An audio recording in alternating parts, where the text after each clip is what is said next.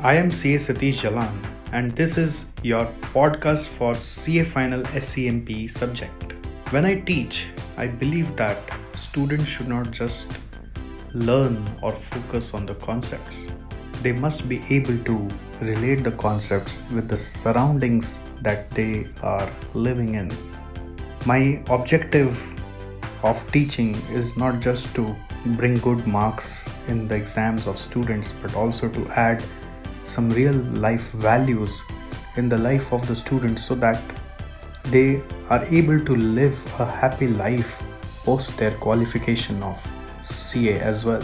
This is what I am revered for by most of my students. In this podcast, we are going to talk about the concepts that you need to know and remember continuously before going to your main exam. Next is divisional transfer pricing. ये chapter बहुत ही important chapter है आपके course का। इसमें अभी एक नया concept पहले आपको जानना चाहिए कि एक ऑर्गेनाइजेशन का स्ट्रक्चर कैसा होता है। ऑर्गेनाइजेशन स्ट्रक्चर 4 पार्ट में डिवाइड हो सकता है। एक एंटरप्रेन्योरियल स्ट्रक्चर, दूसरा है फंक्शनल स्ट्रक्चर, तीसरा है डिविजनल स्ट्रक्चर, चौथा है मैट्रिक्स स्ट्रक्चर। इसमें नॉर्मली हम लोग फंक्शनल डिविजनल तो पढ़ते ही हैं, जिसका दूसरा नाम सेंट्रलाइज्ड डिसेंट्रलाइज्ड है, बट 2 नया भी ICAI के न्यू मैट में ऐड किया गया है, वो है एंटरप्रेन्योरियल और मैट्रिक्स स्ट्रक्चर। सो एंटरप्रेन्योरियल स्ट्रक्चर क्या है? इट इज़ बेसिकली वही बनिया वाला कॉन्सेप्ट जिसमें entrepreneur has all the knowledge and power. Entrepreneur means owner has all the knowledge and power, acts as both owner and manager. It is very prevalent in service industries और the business in early days. Then आता है functional structure, जिसको हम लोग centralise system बोलते हैं। Centralized system is best suitable for small and medium sized business which are working in stable environment. इसका कुछ फीचर्स है कि यहाँ पे डिविजन्स को कॉस्ट सेंटर माना जाता है। कॉस्ट सेंटर माना जाता है मतलब जो रिस्पॉन्सिबिलिटी दी गई है बस उतना ही करना है। इनका परफॉर्मेंस मेजरमेंट हम लोग बजटेड कॉस्ट और एक्चुअल कॉस्ट को कंपेयर करके करते हैं, जिसको हम लोग बजटरी कंट्रोल चैप्टर में बजट कंस्ट्रेंट स्टाइल भी बुलाते हैं। अगर ये डिवीज़न हमारा यहाँ पर किसी और डिवीज़न को हेल्प करने जाएगा तो उसको ट्रांसफ़र करने के लिए कॉस्ट पे ट्रांसफ़र करने बोला जाएगा। इस सिस्टम के कुछ एडवांटेजेस हैं जैसे कि कंट्रोल ओवर द डिवीज़न थोड़ा सा बेटर रहता है। सेकंड एडवांटेज है low cost by consolidating common activities. Third advantage है no diversion from overall strategy. Overall strategy से कोई डाइवर्जन नहीं हो पाता। क्योंकि डिवीज़न अपना मन मुताबिक कुछ भी कर नहीं रहा। डिसएडवांटेजेस है कि ये टॉप मैनेजमेंट को हर समय इन्वॉल्व करके रखता है ऑपरेशंस में। डिसएडवांटेज ये है कि divisional manager sometimes group policies को समझ नहीं पाते, रिस्ट्रेंट करते हैं, अवॉइड करते हैं। डिसएडवांटेज ये है कि बहुत बार अप्रूवल लेने के लिए हर बार सेंट्रलाइज्ड हेड ऑफिस के पास जाना पड़ता है, तो डिसीजन डिलेड हो जाते हैं। फोर्थ डिसएडवांटेज ये है कि डिविजनल प्रॉफिटेबिलिटी यहाँ पे हम जान नहीं पाते, क्योंकि डिवीज़न से प्रॉफिट की उम्मीद भी नहीं कर रहे होते, तो एक डिवीज़न वाकई में कितना प्रॉफिट के लिए कंट्रीब्यूट कर रहा है वो पता नहीं चलता। नेक्स्ट आता है डिसेंट्रलाइज और डिविजनल सिस्टम, जो एक्चुअली डाइवर्सिफाइंग और ग्रुप कंपनीज़ के स्ट्रक्चर के लिए सूटेबल है। यहाँ पर डिविजन्स को इंडिपेंडेंट प्रॉफिट सेंटर्स बना दिया जाता है कि वो आप अपना प्रॉफिट खुद कमा के लाओ। यहाँ पर अगर एक डिवीज़न दूसरे डिवीज़न को हेल्प करेगा गुड्स ट्रांसफ़र करके, तो वो अपना कॉस्ट के साथ साथ प्रॉफिट भी कवर अप करना चाहेगा। इसके बहुत सारे एडवांटेजेस हैं, जैसे कि पहला, डिसीजन मेकिंग का स्पीड बढ़ जाता है, बिकॉज जिस डिवीज़न मैनेजर को जो सिचुएशन में जो सोचना हो करना हो कर सकता है। ये मोटिवेटिंग होता है बिकॉज यहाँ पर डिवीज़न मैनेजर थोड़ा सा एम्पावर्ड रहता है। ये ऑटोनॉमी को प्रमोट करता है। ऑटोनॉमी मतलब अपने हिसाब से जो करना है करो। चौथा नंबर, ये टॉप मैनेजमेंट को फ्री अप कर दे रहा है, जिससे कि टॉप मैनेजमेंट स्ट्रेटजिक एरियाज़ पर फोकस कर सकते हैं। पांचवा नंबर, ये हेड ऑफिस ब्यूरोक्रेसी को कम कर रहा है। हेड ऑफिस के लोगों का जो रुतबा होता है उसका इफ़ेक्ट को कम करता है। नेक्स्ट पॉइंट है कि ये ट्रेनिंग ग्राउंड भी हो सकता है for junior and middle level management, because वो लोग अपना डिसीजंस खुद ले रहे हैं, तो गिर के उठ के बहुत सारा एक्सपीरियंसेस से वो सीख रहे हैं। यहाँ पर डिविजनल प्रॉफिटेबिलिटी हम आराम से जान सकते हैं, क्योंकि अपना बुक्स ऑफ अकाउंट भी वैसे ही सजाया हुआ होता है। डिसएडवांटेजेस यहाँ पे ये है कि डिवीज़न कई बार अपने फ़ायदे के चक्कर में कंपनी का फ़ायदा भूल जाते हैं और अपने फ़ायदे के लिए वो जो ह्यूमन बिहेवियर है कंपनी का नुकसान भी करा सकते हैं। आपस में जेलसी फीलिंग भी लाते हैं, जिससे कि एक दूसरे से कॉम्पीट करना के एक दूसरे से कम्पीट करने लगते हैं, जिसका नतीजा अल्टीमेटली ग्रुप का प्रॉफिट के ऊपर आ सकता है। बहुत बार डिवीज़न अपना अपना काम अलग अलग करने के कारण जो एक्टिविटीज़ हैं जो हर डिवीज़न ही कर रही है बट अपने अपने लेवल पे अपने अपने वॉल्यूम के हिसाब से कर रही हैं, तो उनके यहाँ पे कॉस्ट ऑफ एक्टिविटीज़ ज़्यादा हो जाता है। जैसे कोई मान लीजिए सेम ही मटेरियल डिवीज़न ए भी परचेज़ कर रहा है, बी भी परचेज़ कर रहा है, सी भी परचेज़ कर रहा है और सब अलग अलग सप्लायर से परचेज़ कर रहे हैं। तो यही अगर सेंट्रलाइज्ड होता तो इकट्ठा पूल करके परचेज़ करते तो रेट पर यूनिट बहुत कम आता। डिविजनल डिसीजन मेकिंग अलाउ करने के कारण कंट्रोल भी कभी कभी लॉस्ट हो जाता है, लॉस ऑफ कंट्रोल हो जाता है। सो इसलिए हम लोग सोचते हैं कि क्या डिविजनल स्ट्रक्चर सही है कि नहीं है। डिविजनल स्ट्रक्चर के लिए हम लोग बोलते हैं कि आप 100% ऑटोनॉमी कभी मत दीजिए। आप हो सके तो कुछ एक्टिविटी का कंट्रोल अभी भी अपने पास रखिए। जैसे कि आप अकाउंट्स का कंट्रोल अपने पास रख सकते हैं, वो ऑटोनॉमी में मत छोड़िए। आप HR का कंट्रोल अपने पास रख सकते हैं, आप R&D का कंट्रोल अपने पास रख सकते हैं, आप प्रोक्योरमेंट का कंट्रोल अपने पास रख सकते हैं। कुछ उनको छोड़िए, उनके ऊपर करने दीजिए और कुछ अपने हाथ में रखिए। इससे कि क्या होता है, 100% डिसेंट्रलाइजेशन करने से कभी कभी होता है ना, कोई सामने वाला धोखा दे के भी निकल जाए, वो केस नहीं होता। आपके ऊपर थोड़ी सी आपकी कंट्रोल भी रहती है। कुछ एडवांटेजेस डिसएडवांटेजेस भी आपस में लिंक्ड होते हैं। जैसे कि डिसेंट्रलाइज का एक एडवांटेज है कि यहाँ पे डिसीजन मेकिंग का क्वालिटी और स्पीड बढ़ जाएगा, but at the same time उसका एक नुकसान भी है कि डिवीज़न आपस में फटाफट इतना डिसीजन ले रहे होंगे कि हेड ऑफिस को अपडेट ही नहीं करेंगे टाइमली, तो हेड ऑफिस को पता नहीं चलेगा कि ग्रुप के अंदर में हो क्या रहा है। ऑलराइट, सो ये था आपका डिविजनल स्ट्रक्चर। चौथा आता है मैट्रिक्स स्ट्रक्चर। मैट्रिक्स स्ट्रक्चर एक ऐसा स्ट्रक्चर है जिसमें एक प्रोजेक्ट मैनेजर, एक अज्यूम करिए आप प्रोजेक्ट मैनेजर है जो CEO को रिपोर्ट कर रहा है, कंपनी का CEO को रिपोर्ट कर रहा है, और उसने अपने प्रोजेक्ट को कंप्लीट करने के लिए बहुत सारे डिफरेंट फंक्शनल एरिया से भी स्टाफ को ड्रॉ किए हैं। जैसे कि फाइनेंस से एक आदमी को ले लिया, मैन्युफैक्चरिंग से 2 आदमी को ले लिया, सेल्स से 2 आदमी को ले लिया। तो ये जो फाइनेंस, मैन्युफैक्चरिंग और सेल्स से आदमी को उठाया गया है, वो लोग अपने अपने हेड को तो रिपोर्ट करेंगे ही, फाइनेंस हेड को, मैन्युफैक्चरिंग हेड को, सेल्स हेड को, और वो लोग प्रोजेक्ट मैनेजर को भी रिपोर्ट करेंगे। सो इससे क्या हुआ है कि ये स्टाफ 2-2 जन को रिपोर्ट कर रहा है। ऐसा करने से क्या हो रहा है कि प्रोजेक्ट सक्सेसफुली हो रहा है, क्योंकि प्रोजेक्ट का एक मैनेजर है तो प्रोजेक्ट को सक्सेसफुली करवाने के लिए प्रोजेक्ट मैनेजर को रिपोर्ट करना ही पड़ेगा, बट वो अपना समय और काम कैसा कर रहा है वो डिपार्टमेंट हेड को भी रेस्पेक्टिवली बताना पड़ेगा। ऐसा करने से टीम स्पिरिट बहुत ज़्यादा जागरूक हो जाता है। ओके, क्रॉस फंक्शनल स्किल्स, मतलब एक टीम में जब सेल्स वाले, मैन्युफैक्चरिंग वाले, फाइनेंस वाले सब काम कर रहे हैं तो क्रॉस फंक्शनल स्किल्स सबकी डेवलप होती है। यहाँ पे काम भी बहुत स्पीड से होता है, क्योंकि एक मान लीजिए अलग अलग डिपार्टमेंट में जाके सब काम करना और एक प्रोजेक्ट के लिए सबको पूल करके एक साइड में आके काम करना, तो बहुत सारा काम स्पीड में निपट जाता है यहाँ पर। बट इसमें कभी कभी ये प्रॉब्लम आता है कि मैं किसके लिए काम कर रहा हूँ। जैसे मैं अगर फाइनेंस से एक आदमी आया हूँ प्रोजेक्ट के लिए, तो मैं अपने फाइनेंस हेड को जाके सारा चीज़ बताऊँ कि प्रोजेक्ट मैनेजर को बताऊँ। बार बार दोनों को बताने से कभी कभी कन्फ्यूजन आता है। इसको बोलते हैं confusion in line of command. तो लाइन ऑफ कमांड में कन्फ्यूजन यहाँ पे आ जाता है कि हमारा जो सबऑर्डिनेट है वो समझ नहीं पाता कि मैं किससे क्या बात करूँ और किससे क्या अप्रूवल लूँ, किसको क्या बताऊँ। ये डिविजनल स्ट्रक्चर को समझने के लिए आपको, डिविजनल स्ट्रक्चर्स जो होते हैं वो समझने के लिए आपको एक बार फिर से चारों का चारों नाम बता देता हूँ। एक होता है एंटरप्रेन्योरियल, दूसरा होता है फंक्शनल, तीसरा होता है डिविजनल, चौथा होता है मैट्रिक्स। आपको सबका एडवांटेज डिसएडवांटेज लिखना आना चाहिए, ये एग्ज़ाम के लिए ज़रूरत है। ठीक है, डिसेंट्रलाइज सिस्टम ही सबसे बेस्ट है, जिसके आधार पर ये ट्रांसफ़र प्राइसिंग का पूरा कॉन्सेप्ट बना हुआ है। क्योंकि अगर हम सेंट्रलाइज सबको चलाने ही वाले हैं तो ट्रांसफ़र प्राइसिंग कॉन्सेप्ट एग्जिस्ट ही नहीं करता। ट्रांसफ़र प्राइसिंग का कॉन्सेप्ट आता है जब आप अपने डिवीज़न को बोलते हो कि तुम अपने दूसरे डिवीज़न के साथ कोलैबोरेट करके, उनको हेल्प करके मेरे को फ़ायदा ला के दिखाओ। तो जब एक डिवीज़न दूसरे डिवीज़न को हेल्प करेगा, तो एक होता है कि सेंट्रलाइज्ड ऑफिस से ऑर्डर आ गया, वो हेल्प करना ही पड़ेगा, तो हेल्प करना ही पड़ेगा, तो उस समय ट्रांसफ़र करना ही पड़ेगा। तो ट्रांसफ़र का कोई प्राइसिंग का कोई कॉन्सेप्ट नहीं है। प्राइसिंग का कॉन्सेप्ट तब आता है जब डिविजनल आपस में इंडिपेंडेंट है और उनको ये सोचना है कि मैं ये ट्रांसफ़र करूँगा तो मेरे ग्रुप का प्रॉफिट में मेरा कंट्रीब्यूशन क्या होगा।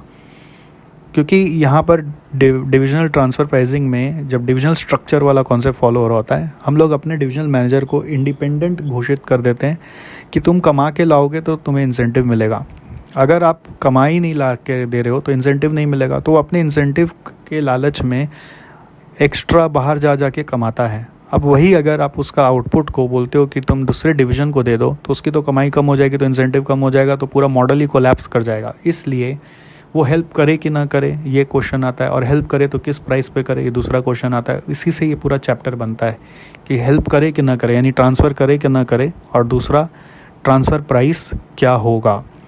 डिविजनल स्ट्रक्चर में ये कॉन्सेप्ट आता है। डिविजनल स्ट्रक्चर में सबसे बड़ा चैलेंज भी यही है कि आदमी जो रखे हैं वो बहुत ज़्यादा इंडिपेंडेंट हो जाता है, तो हमसे पूछता नहीं है, अपने मन से कुछ भी कर रहा होता है, तो कंपनी का गुडविल ख़राब हो रहा होता है। इसलिए कंटिन्यूसली आप हेड ऑफिस में बैठकर फ्री नहीं रह सकते, आपको उनको मॉनिटर करते रहना पड़ेगा। मॉनिटरिंग करने के लिए आपको रिस्पॉन्सिबिलिटी अकाउंटिंग फॉलो करना चाहिए। रिस्पॉन्सिबिलिटी अकाउंटिंग सबसे बेस्ट बेनिफिट्स देता है डिविजनल स्ट्रक्चर में ही, डिसेंट्रलाइज सिस्टम में ही। रिस्पॉन्सिबिलिटी अकाउंटिंग बोलता है कि एक कंपनी में एक तरह से देखें तो 4 तरह का रिस्पॉन्सिबिलिटी सेंटर होता है। उसमें पहला आता है इन्वेस्टमेंट सेंटर, जो एकदम टॉप पे हायरार्की पे बैठा हुआ है। दूसरा है उसके अंडर बहुत सारे इंडिपेंडेंट डिविजन्स होते हैं जिसको आप प्रॉफिट सेंटर्स बोल सकते हो। फिर हर प्रॉफिट सेंटर अपने अंडर में कॉस्ट सेंटर और रेवेन्यू सेंटर को मैनेज करता है। कॉस्ट सेंटर पे कॉस्ट इनकर किया जाता है, उसका परफॉर्मेंस बजटेड कॉस्ट और एक्चुअल कॉस्ट को कंपेयर करके देखा जाता है। रेवेन्यू सेंटर रेवेन्यू लाता है, उसका परफॉर्मेंस बजट रेवेन्यू और एक्चुअल रेवेन्यू को देख के किया जाता है। प्रॉफिट सेंटर प्रॉफिट लाता है, उसका परफॉर्मेंस बजट प्रॉफिट और एक्चुअल प्रॉफिट को देख के किया जाता है, जो आप स्टैंडर्ड कॉस्टिंग में रिकॉन्सिलेशन स्टेटमेंट में करते हो। फिर इन्वेस्टमेंट सेंटर का जिम्मेदारी होता है कि वो ROI ठीक से ला पा रहा है क्या शेयर होल्डर्स के लिए, तो वो ROI देख के अपना परफॉर्मेंस चेक करता है। सो अगर हम ग्रुप के हेड हैं तो हम इन्वेस्टमेंट सेंटर वाले हो गए, तो हमारा भी जिम्मेदारी है कि हम शेयर होल्डर को जवाब देंगे ROI हमारा क्या है, और हम फिर अपना वो जो रिस्पॉन्सिबिलिटी है वो अपने नीचे प्रॉफिट सेंटर से फुलफ़िल कराएंगे। प्रॉफिट सेंटर वाला अपना काम अपने नीचे कॉस्ट सेंटर और रेवेन्यू सेंटर से करवाएगा। सो रिस्पॉन्सिबिलिटी सेंटर्स अगर हम लोग डिफ़ाइन कर देते हैं कि कौन क्या रिस्पॉन्सिबिलिटी रखता है, उसके हिसाब से अपने उन सब का एक रिस्पॉन्सिबिलिटी अकाउंटिंग रिपोर्ट भी बना सकते हैं कि प्रॉफिट सेंटर वाकई में अपना जो प्रॉफिट बोला वो ला पा रहा है कि नहीं ला पा रहा है। अब ये सब जब रिपोर्ट बनाते हैं तो रिपोर्ट बनाते वक्त क्या क्या चीज़ का ध्यान रखना है, क्या क्या चीज़ का ध्यान नहीं रखना है।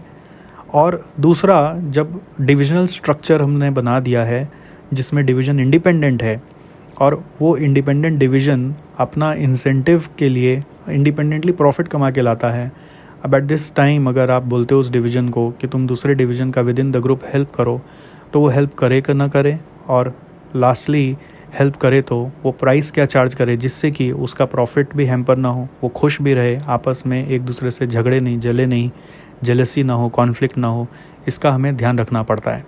सो डिसेंट्रलाइज सिस्टम का एडवांटेज सबसे बेस्ट यही होता है कि हमारे पास लोग हैं और हम भी फोकस्ड वे में स्ट्रेटेजिकली फ्री हो सकते हैं, दूसरा चीज़ों पे ध्यान दे सकते हैं, रोज़ का हसल बसल पे ध्यान नहीं देना पड़ेगा। बट उसका एक कॉस्ट भी हमें उठाना पड़ता है, वो ये है कि डिवीज़न को कैसे मैनेज करें, उनको कैसे गाइड करें कि ये आपस में ज़्यादा ना झगड़ें, और ऐसा कोई सिस्टम बनाएं जिससे कि हमारे लिए भी फ़ायदा हो, उनके लिए भी फ़ायदा हो। So this is divisional transfer pricing. We will continue further in next. So next topic is divisional performance measures. There are some basics before this which you should know. Whenever we are running a large organization, we are creating different divisions who are acting as per our instruction. We have given them responsibilities to act. They stay within their domain and try to achieve organization goal. So, first of all, when any division is given some responsibility, the responsibilities can be classified into 4 heads. And the 4 heads are investment center, profit center, cost center, or revenue center. These are also called as 4 levels of decentralization. Investment center is the group or the HO, head office, which stays on the top of the hierarchy. It opens several profit centers within its domain, which are independent divisions usually. And within profit centers, there are cost centers and revenue centers. So cost center, revenue center reports to profit center, and profit center reports to investment center. Investment center responsibility is to do the investment and ensure ROI and maintain the reputation of the group. Profit center responsibility is to earn profit, but at the same time make the profit center division sustainable. Then cost center's responsibility is to execute what is instructed, stay within the cost assigned to it, and also ensure that it is also maintaining the reputation of the group, maintaining the quality of the work that it is doing. And lastly, it's revenue center, whose responsibility is mainly to generate more and more revenue for the profit center. So this is basically the 4 kinds of responsibilities that are assigned in usually decentralization system. But it's not necessary that everything will be in the control of profit center. As I already told you, profit center can have control over some of the cost center which are very closely related to profit center, but some of the cost centers can be directly in control of investment center. Similarly, some of the revenue center can also be indirectly control of investment center. It's not necessary that each and every cost center will always report to its profit center. So decentralization is arranged as per discretion of HO, and HO needs to ensure that the people who have been appointed as head of these centers are performing also or not. So that's why we have the next topic, which is divisional performance measures. It says that performance measurement should be done in both financial and non-financial manner. All right, we have several financial measures, we have several non-financial measures. So from financial viewpoint, we have ROI, return on investment. Second, we have RI, that is residual income. Third, we have economic value added, EVA. Fourth, we have shareholder value added, or SVA, which is also called as market value added. Currently in your latest institute MAT, shareholder value added has been removed, but still let us keep it just for the sake of remembering it. It may help you in SFM also. Other measures which are purely non-financial in nature are actually measured using some performance measurement tools, and those we also learn in performance measurement chapter, and those are balance scorecard, performance pyramid, performance prism, building block model, triple bottom line.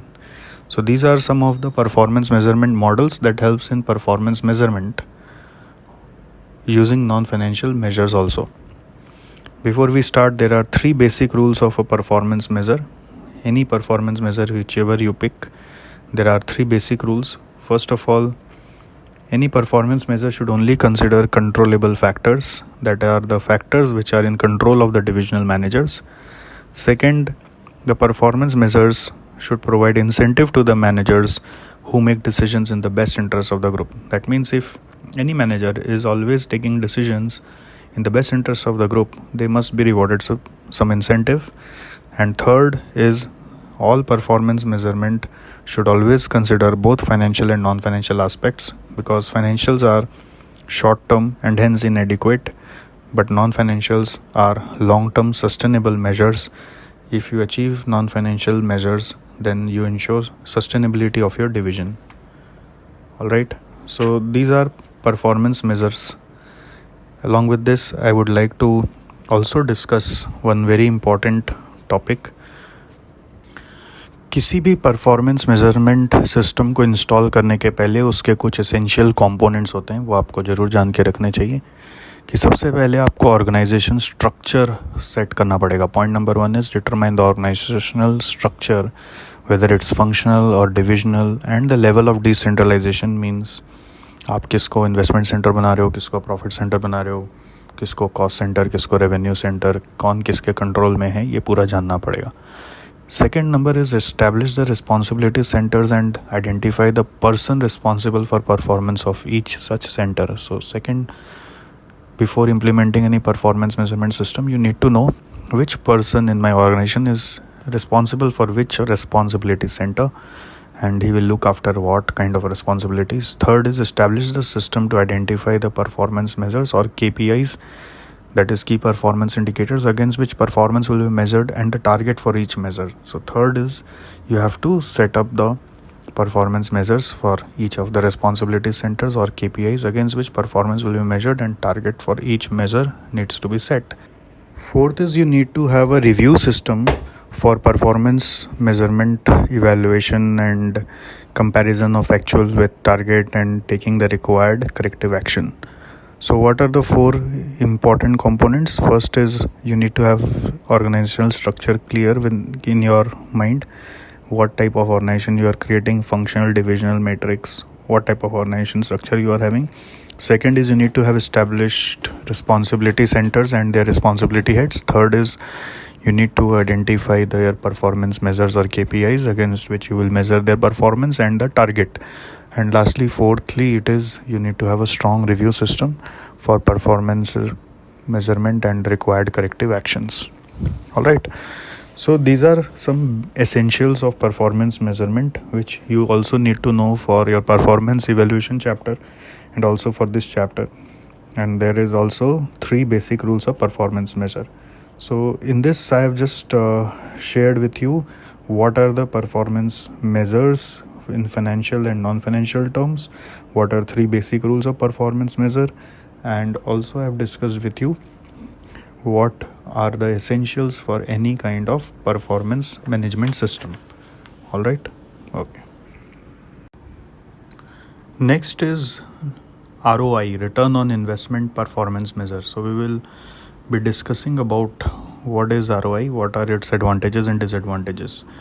ROI is basically return on investment. So you calculate the returns generated in a division, which we call as controllable profits. That means while calculating this, you should not consider any kind of uncontrollable expenses like HO expenses, which has been charged to division's profit, and divide it by investments which are in control of the division head.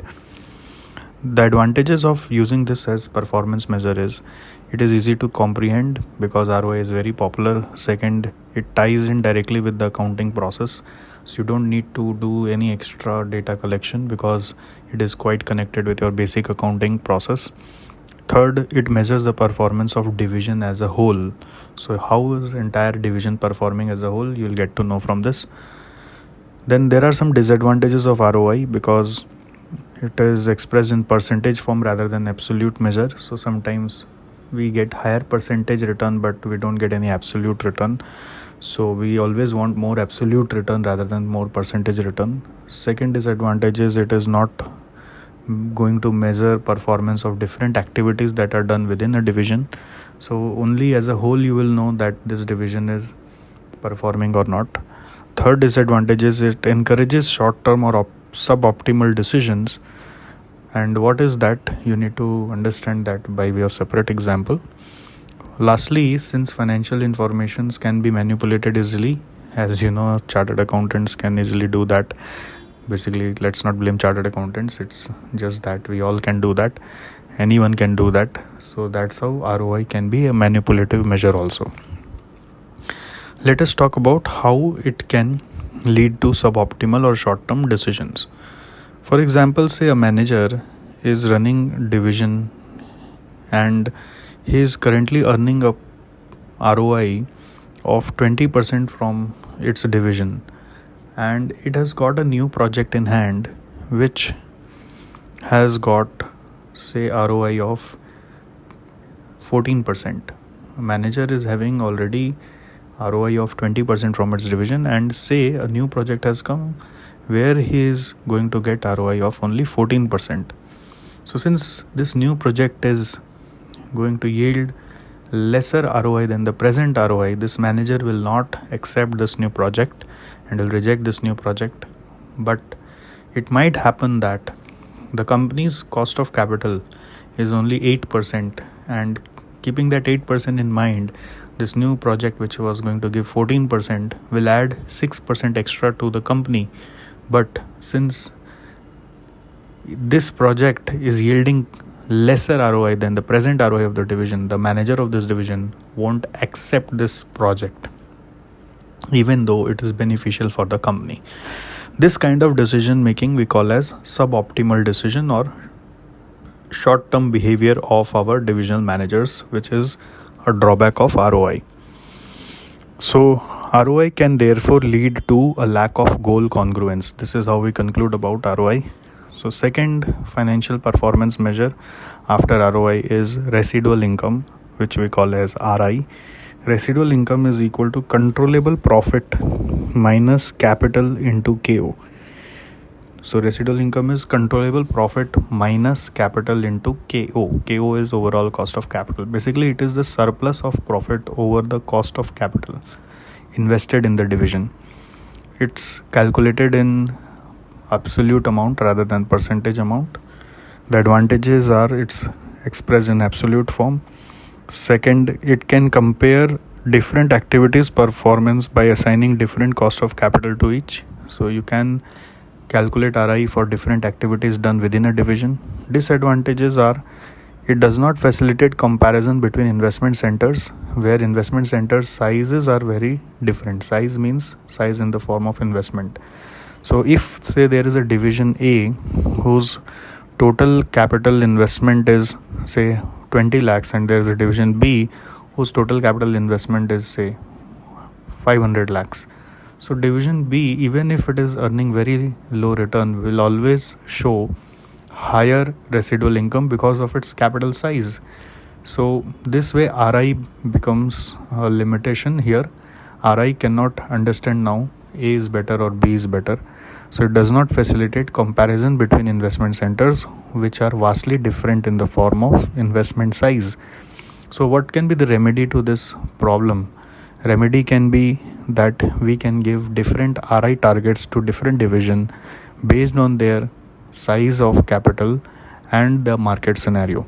So this is the remedy of this, but the only limitation of RI is it cannot compare the two divisions which are different in capital size. Now let's go back to the previous example of ROI where the division A or say a division was rejecting the proposal which was yielding 14% because its ROI currently was 20%. But when it will be evaluating that project using RI, we say if a project is yielding positive RI, the project should be accepted. So how will he evaluate then? He will consider the amount of income generated from the project minus cost of doing that project, which will be equal to cost of capital invested in the project. So say that will be coming at 8%.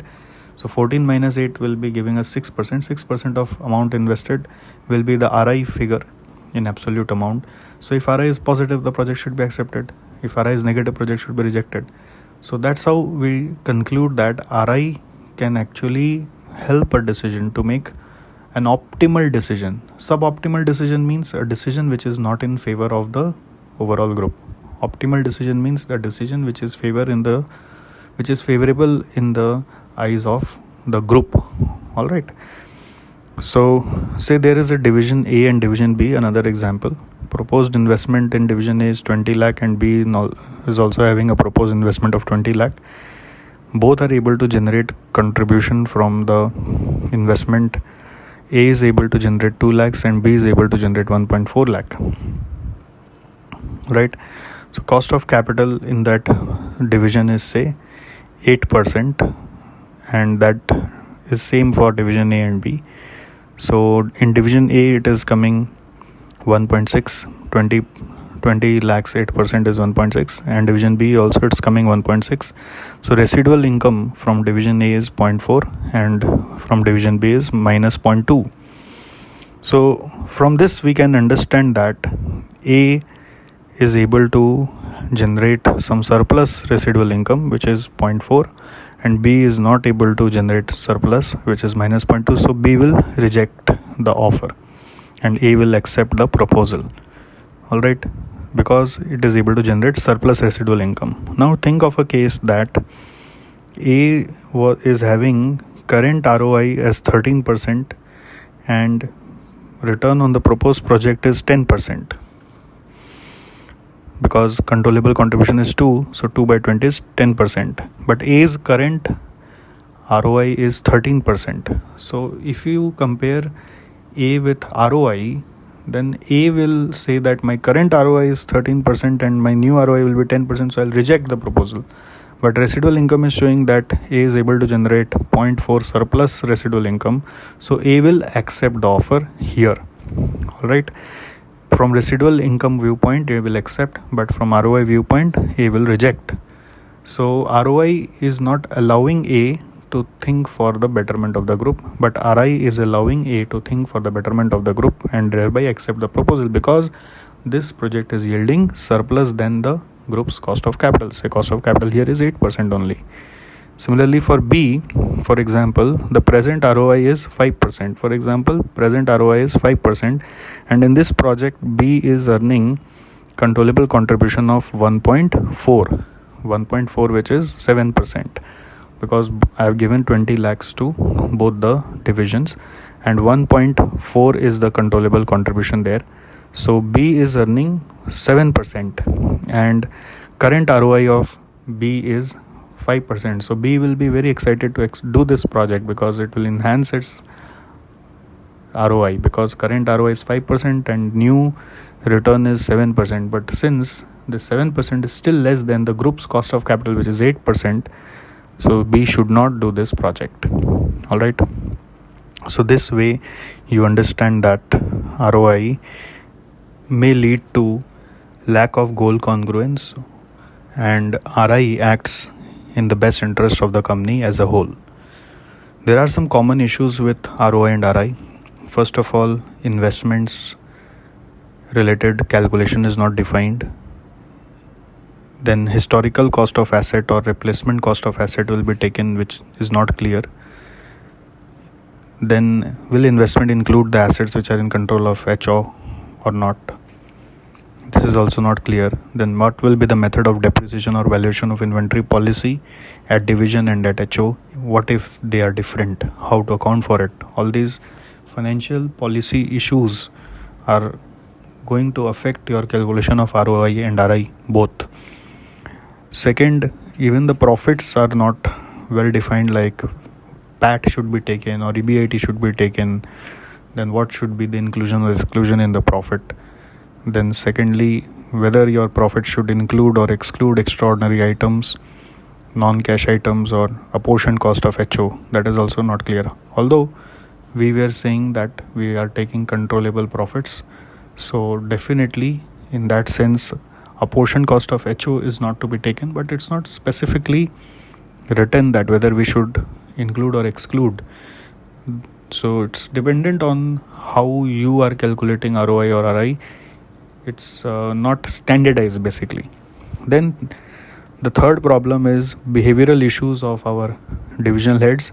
So they can manipulate the amount of investment done in the divisions to ensure that their RI or ROI is higher. For example, they will not be willing to scrap an old machinery, because if they will scrap it, they will have to buy the new machinery, and new machinery will increase their investment, so that will decrease their ROI or RI. So they will not be willing to do that. They will be delaying replacement of new machine.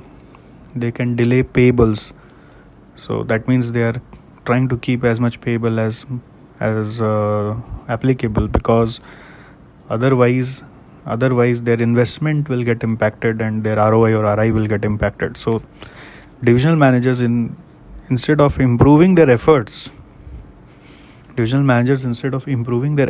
for increasing ROI or RI, they may actually manipulate the calculation of investments or the profit calculation to prove that we are performing better than others. Lastly, it is economic value added, which is the important one, EVA. The questions of this will be there in performance evaluation chapter. We don't do any question related to EVA in our transfer pricing, but still EVA can be discussed here. EVA we also study in SFM. It was a measure developed by Stern, Stewart and Company. It is basically RI, residual income, with defined calculation for profit and investment. EVA is equal to, we say, NOPAT, that is net operating profit after tax, minus opening capital employed into KO. Like in RI we say it's controllable profit minus cost of capital employed.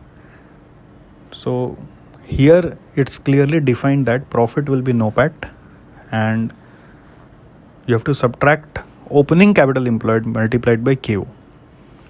Now EVA has also defined how to calculate NOPAT and what are the things that you will include or exclude in NOPAT. Everything is well defined here. So any organization who will calculate their EVA, though their EVA will be comparable also. ROI or RI calculation, even though say organization A has calculated their ROI, if they want to compare their ROI with another organization B, the challenge can be that they are following different accounting policies, so ROI may not be comparable. But if any organization is calculating their EVA, then every organization on this earth will be calculating EVA by using the defined principles only. So that's the best part of EVA, that it ensures comparability across the globe. So if EVA is positive, a division is creating wealth even if its EPS and MPS are declining. So if you find a stock whose EPS are declining, MPS are declining, but its EVA is positive, you can still rely on that stock. You can hold that stock. How do you calculate NOPAT? NOPAT in EVA requires certain adjustment on the accounting profit that we calculate. First adjustment is expenses of capital nature are to be added back to the profits and included in closing capital employed. So whatever capital expenditure you have done over the years, you have to add back, because we are going to take only those expenditures which have impact on this current year. If any expenditure that has been done which will have its benefit over the number of years, then that's a capital expenditure. So if it is debited in PL as per your accounting policy, you have to add it back and include in where? Closing capital employed. Similarly, last year if you have done any kind of capital expenditure, that you will include in last year's closing capital employed. That means it will affect the opening capital employed. Example of such expenses can be research and development, staff training, advertisement campaign. Usually we say these are certain expenditures which have long-term impact. Second is you have to adjust depreciation calculation, which is saying that in accounts whatever depreciation we charge is accounting depreciation. So you need to add back that accounting depreciation and subtract economic depreciation. What is economic depreciation? That is the real impairment of asset over time. Accounting depreciation comes from just the SLM or WDV method which you are applying. But economic depreciation is the true fall in the value of assets that you have. So you should add back accounting depreciation and subtract economic depreciation. If no mention is there about it, then you can assume accounting and economic depreciation are same. Third, you have to add back interest charge. That is, if in PL there is an interest charge, that is your financial charges, you have to add it back. Now why you have to add it back? The reason for that is because in EVA calculation we are doing NOPAT minus opening capital employed into KO. So when you are using KO there, so KO will comprise of interest by default. So why to subtract interest from NOPAT? So interest charge to be added back. Next, you should add back the tax, which is then subtracted by taking adjusted tax. जो भी tax वहाँ पे दिया हुआ है, that you have to add back, and then you have to subtract adjusted tax. Now what is adjusted tax? Adjusted tax is basically tax paid. So EVA emphasizes on tax paid rather than provision for tax. Alright. So अगर tax provision for tax बना कर दिया हुआ है तो उसको आप add back कर दोगे और फिर tax paid को subtract करोगे. टैक्स पेड को सब्ट्रैक्ट करोगे। अगर प्रॉफिट में टैक्स दिया हुआ है तो टैक्स पेड लेना है, and this tax paid should also include, that is you should add in this tax paid we call as tax shield on interest. इस टैक्स पेड में टैक्स शील्ड ऑन इंटरेस्ट भी included होना चाहिए। इस tax paid में tax shield on interest भी included होना चाहिए, बिकॉज उसके कारण टैक्स शील्ड ऑन इंटरेस्ट को ऐड बैक इसलिए कर रहे हैं बिकॉज इंटरेस्ट के इफेक्ट के कारण टैक्स अमाउंट भी कम हो गया होता है, जबकि आपका टैक्स अमाउंट ज़्यादा होना चाहिए। तो आपको टैक्स शील्ड ऑन इंटरेस्ट को ऐड बैक करना है, एंड जो टैक्स शील्ड ऑन इंटरेस्ट है वो अपने आप KO में एडजस्ट होके जाएगा। KO निकालते समय if you remember we take I into 1 minus t, so that means you are taking its tax shield along with calculation of KD में आप I into 1 minus t करते हैं ना, तो बाय डिफ़ॉल्ट टैक्स शील्ड उसमें adjust हो गया।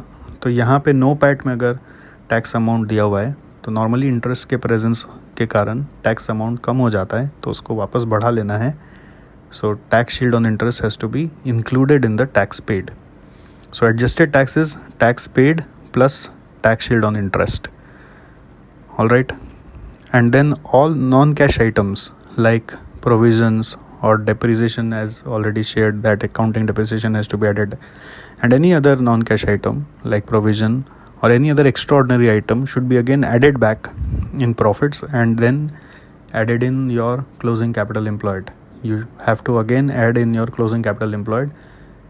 In calculation of EVA we use opening capital employed, so if in last year there is any kind of non-cash item, that has to be included in your opening capital employed.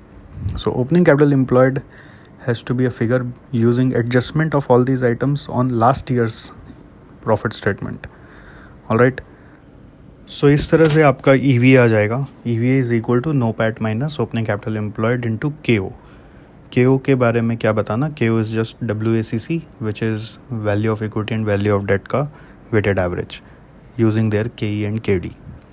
Alright, so next last आता है financial measures में shareholder value added, जिसका दूसरा नाम है market value added. मैं पहले इसको ऐसे पढ़ाता था, it is just the present value of future cash flows in a division which determines shareholder value added. But to be very specific and उसके लिए अगर कैलकुलेशन करना हो तो उसको वैसे नहीं पढ़ के ऐसे पढ़ना चाहिए कि shareholder value added is the surplus added by the company by using present value of future cash flows in a division and capital employed. अगर मैथमेटिकली इसका एक फॉर्मूला बोलूँ तो वो होगा present value of future cash flows in a division minus capital employed, और in short market value added is equal to market value minus capital employed. Market value added is the surplus over capital employed added by the company, which is equal to market value of the company minus capital employed in the company.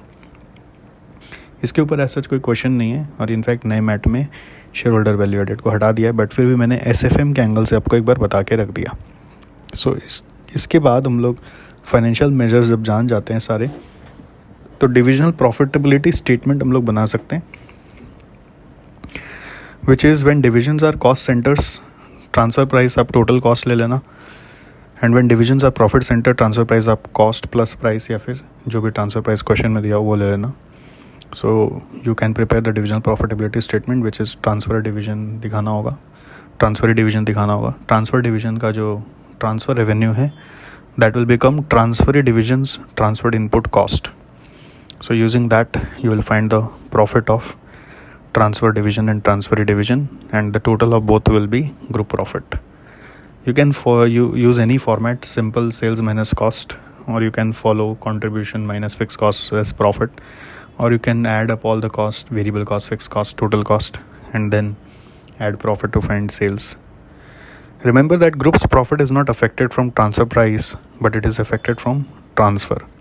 So if transferor is not transferring to transferee and transferee is buying from outside, it may affect group's profit, but whatever be the transfer price between the divisions, usually group profit is not affected because वो cancel out हो जाता है, इसका income उसका cost बन के वो cancel हो जाता है। ट्रांसफ़र प्राइस अगर सेलिंग प्राइस ऑफ ट्रांसफरी को अफेक्ट करेगा, मतलब because of changes in transfer price, transfer is fixing different kind of selling price in the market, then group profit may get affected. If transferor's margin is greater than companies overall margin. Sometimes transferor क्या करता है, transferee से इतना margin charge कर लेता है कि वो ग्रुप का टोटल मार्जिन अगर हम निकालें उससे भी ज़्यादा है। ग्रुप का टोटल मार्जिन मीन्स ग्रुप का टोटल कॉस्ट, ग्रुप का टोटल रेवेन्यू से जो प्रॉफिट आया उससे ग्रुप का एक मार्जिन आया। तो ट्रांसफर डिवीजन समटाइम्स ट्रांसफरी से इतना मार्जिन चार्ज कर रहा होता है जो कि ओवरऑल ग्रुप के मार्जिन से ज़्यादा है। Then transferee will always make a loss. In that case transferee will remain demotivated always. बोलेगा कहाँ फंस गया, मुझे तो यहाँ कभी कोई प्रॉफिट अपने डिवीजन में देखने को मिलेगा नहीं, सो मुझे तो कभी इंसेंटिव मिलेगा नहीं। To make the transfer viable, transferor needs to justify why it is charging higher margin and it also needs to control its cost. मे भी हो सकता है ट्रांसफरर बोलेगा कि मैं इतना हाई मार्जिन इसलिए चार्ज कर रहा हूँ because I am able to sell my product at this margin to outside market. Then transfer needs to put some evidence why is charging such higher margin जो group के भी margin से ज़्यादा है। अदरवाइज़ ट्रांसफरर को control करना पड़ेगा अपने कॉस्ट को।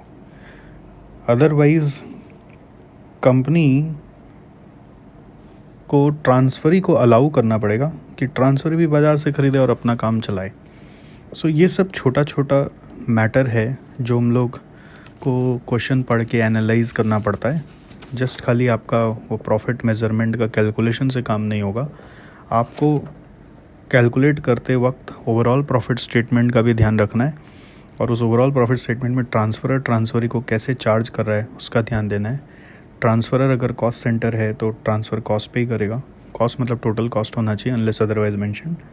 ट्रांसफरर अगर प्रॉफिट सेंटर है तो ट्रांसफ़र अपना कॉस्ट पे मार्जिन लेगा, बट मार्जिन कंपनी का ओवरऑल मार्जिन से ज़्यादा नहीं होना चाहिए। अगर ज़्यादा है तो ट्रांसफ़र को जस्टिफाई करना पड़ेगा, नहीं तो ट्रांसफ़र को कॉस्ट कंट्रोल करना पड़ेगा। और अगर ट्रांसफरर एविडेंस रख देता है तो ट्रांसफरी को बाहर से ख़रीदने का परमिशन देना पड़ेगा। ग्रुप को ट्रांसफ़र से फ़र्क पड़ता है, ट्रांसफ़र प्राइस से फ़र्क नहीं पड़ता है। बट अगर ट्रांसफरी अपना ट्रांसफ़र प्राइस देखकर जो इनपुट प्राइस है उसको देखकर अपना फाइनल सेलिंग प्राइस को अल्टर करता है तो ग्रुप का प्रॉफिट पे फाइनल सेलिंग प्राइस चेंज होने के कारण असर पड़ सकता है। ठीक है, इसके बाद आता है मेथड्स ऑफ ट्रांसफ़र प्राइसिंग, जिसमें अलग अलग मेथड्स हम लोगों को सीखना है। ओके, फर्स्ट मेथड है simple as given in the question. जैसा क्वेश्चन बोले वो कर दो, जो भी फॉर्मूला क्वेश्चन बोले transfer price is equal to this plus this, so वो लगा दो। सेकेंड मेथड है return on capital employed based, where transfer price is equal to cost of transfer which is of course the total cost unless otherwise mention, plus return on capital employed as in capital employed कितना है transferor के यहाँ पर, plus उसके ऊपर उसको कुछ return चाहिए तो that return will be calculated in absolute amount and added to cost of transfer. Usually this is used in case the transferor is a monopolist or a price setter. Third is shared profit method. इसको shared contribution method की तरह भी use किया जा सकता है, जिसमें सबसे पहला स्टेप होता है कि स्टेप नंबर 1 आप ग्रुप प्रॉफिट निकाल लो। स्टेप नंबर 2 ग्रुप प्रॉफिट को डिविजन्स में शेयर करवा दो in the ratio given in the question, और if nothing is mentioned then divide it in the total cost ratio. Third is transfer price निकालो which is total cost plus share of profit. Third is transfer price which is equal to total cost plus share of profit. If the transferring division has received the goods from another division, then its total cost will be transferred input plus own cost. अगर transferring division को किसी transferor से goods मिल रहा है तो उस transferee division का total cost will be equal to transferred input plus own cost. All right, this is used when you are preparing profit statement under this method. Sometimes question will ask you to find calculations under shared contribution method. In that case, step 1 will be to find total contribution of the group. Then step 2 will be to find share of group contribution in the divisions, and that will be in total variable cost ratio. And then step 3, transfer price will be equal to total variable cost plus share of contribution. Remember that this method does not reward a division for initiating any cost reduction. For example, एक division है जो division मान लीजिए B है for example, वो cost reduce कर रहा है अपना, it is reducing cost. So cost reduce करने से क्या होगा, उसका शेयर ऑफ प्रॉफिट कम हो जाएगा, बिकॉज ये वाला मेथड प्रॉफिट डिस्ट्रीब्यूट कर रहा है in the ratio of cost. So जिसका कॉस्ट कम लग रहा है उसको प्रॉफिट कम मिलेगा, तो उसका इंसेंटिव कम हो जाएगा. सो कोई भी डिवीज़न क्या चाहेगा इस मेथड के कारण कि मेरे यहाँ का कॉस्ट सबसे ज़्यादा हो, तो हम कॉस्ट रिडक्शन नहीं करेंगे, कॉस्ट कंट्रोल नहीं करेंगे. कॉस्ट ज़्यादा लगे तो अच्छा है ना, मेरे पास प्रॉफिट ज़्यादा आएगा. सो इस मेथड का लिमिटेशन है, does not reward a division for initiating any cost reduction. Next, transfer pricing under goal congruency concept. इसको भी मैं मेथड्स ऑफ ट्रांसफ़र प्राइसिंग में ही बताता हूँ generally. So under goal congruence a division needs to act in the best interest of the group. This is all you know. Goal congruency means your goal and company's goal should be same. That means division's goal and company's goal should be same. Every division needs to act as per the best interest of the group. Next, if goal congruency is prevailing in the organization, then there are some ground rules. Ground rules are the divisions need to always come forward to help the division internally. You cannot say that I won't help because I don't have resource or I don't have time. If required, second rule is saying that you have to sacrifice your outside customers. You have to sacrifice your outside customers in order to help the internal division.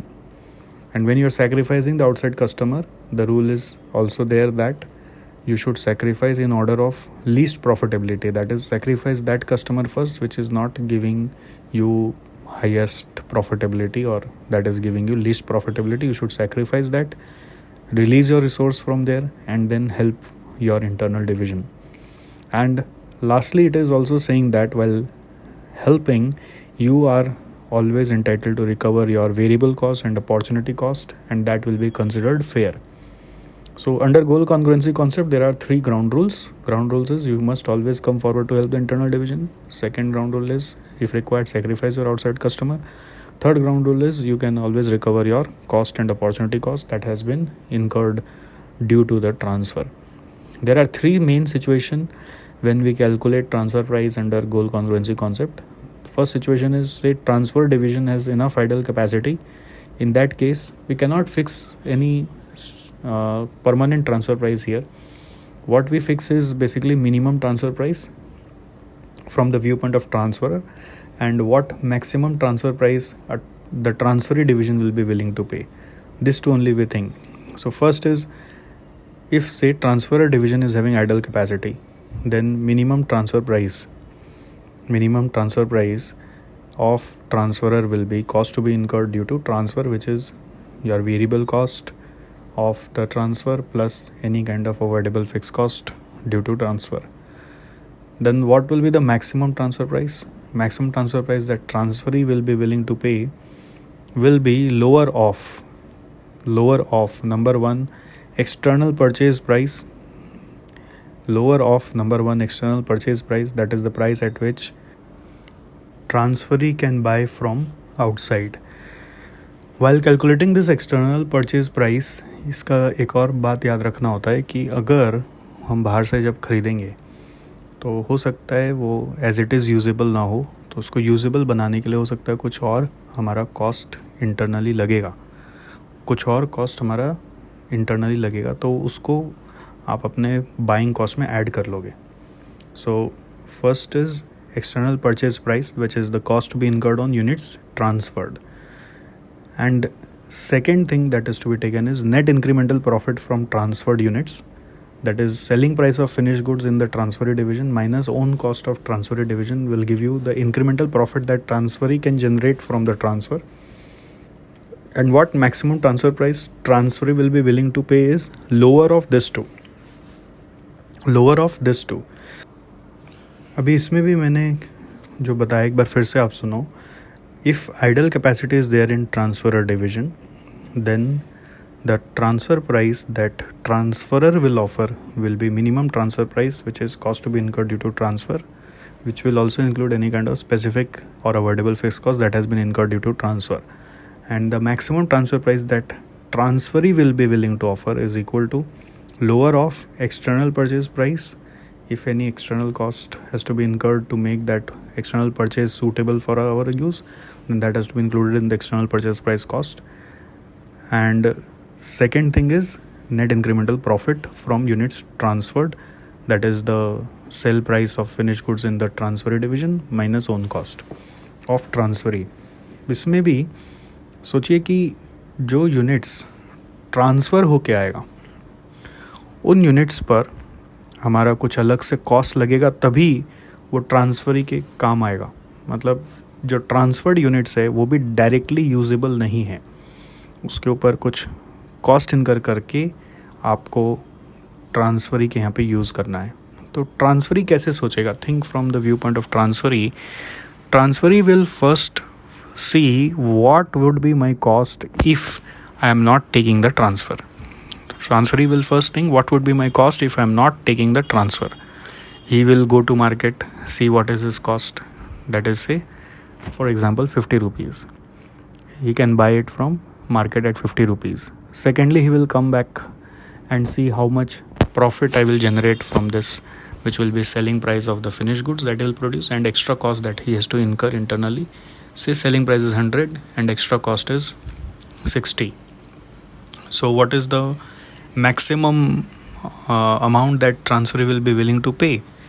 100 minus 60 से आ रहा है 40 और बाहर से दाम है 50, तो 40 से ज़्यादा दे नहीं पाएगा. बाहर वाले को 50 में ला के बेच नहीं सकता, बिकॉज घर में उसके बिना एक्स्ट्रा जो कॉस्ट लग रहा है और मार्केट में जो प्राइस मिलेगा, एक्स्ट्रा कॉस्ट 60 लगेगा और मार्केट में प्राइस 100 मिलेगा, तो 40 रुपीज़ ही बच रहा है, तो 40 से ज़्यादा वो दे ही नहीं पाएगा. नाउ जो यूनिट्स ट्रांसफ़र होके आ रहे हैं उन यूनिट्स पर ट्रांसफरी को 5 रुपीज़ कम से कम और कॉस्ट इनकर करना ही पड़ेगा. तो मैक्सिमम ट्रांसफ़र प्राइस ट्रांसफरी क्या ऑफ़र करेगा? सो ट्रांसफरी का बजट 40 का ही है, वो 40 से ज़्यादा स्पेंड कर ही नहीं सकता है.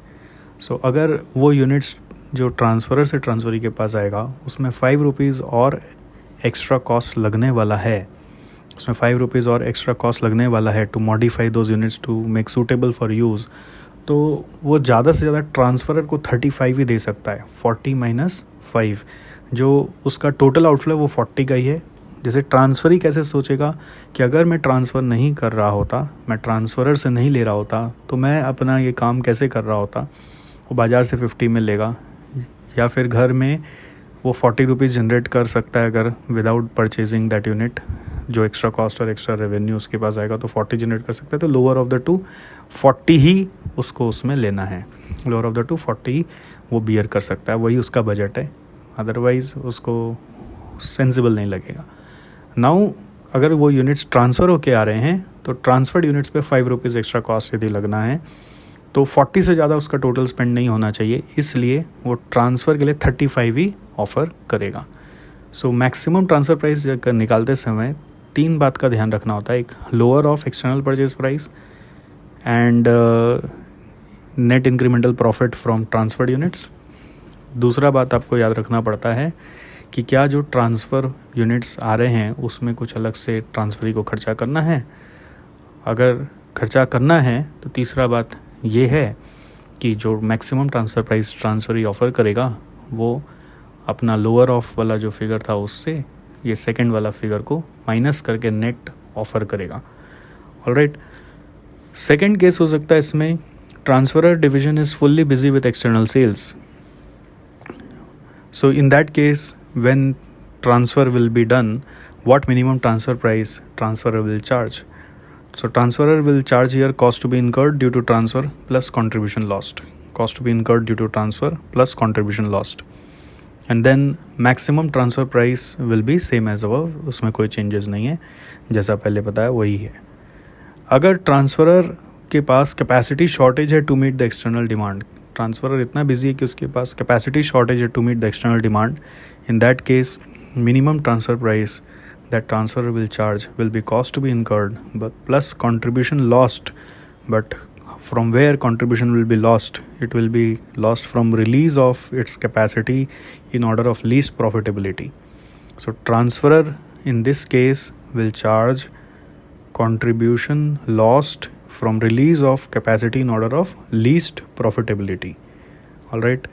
सो कैपेसिटी शॉर्टेज अगर ट्रांसफरर के यहाँ पे है तो पहले तो उसको कैपेसिटी अपना रिलीज़ करना पड़ेगा, और रिलीज़ करके जो कंट्रीब्यूशन लॉस्ट होगा वो कंट्रीब्यूशन लॉस्ट हम लोग ट्रांसफ़र से चार्ज करना चाहेंगे.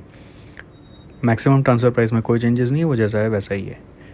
ऑलराइट, सो 3 सिचुएशन है, एक आइडल कैपेसिटी का, दूसरा full busy with external sales का, और तीसरा सिचुएशन है capacity shortage to meet the external demand का।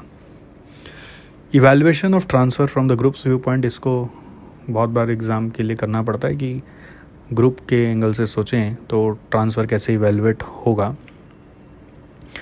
सो ट्रांसफरर डिवीजन का पहले वर्किंग किया जाता है, which is cost to be incurred plus contribution lost, which is also called as minimum price और net cost of transfer.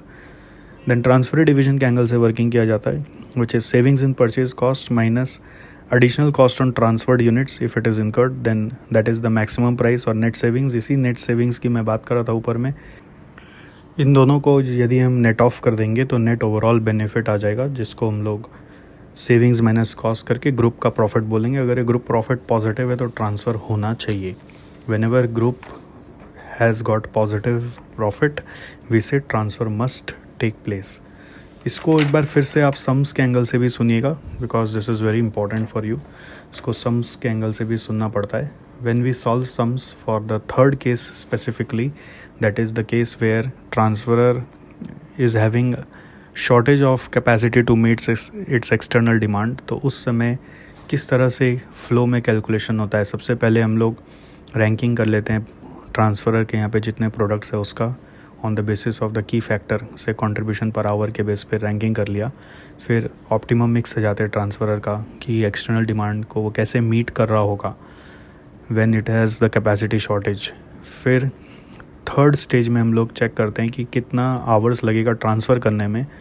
Fourth stage में हम check करते हैं कि वो आवर्स कैसे रिलीज़ होगा।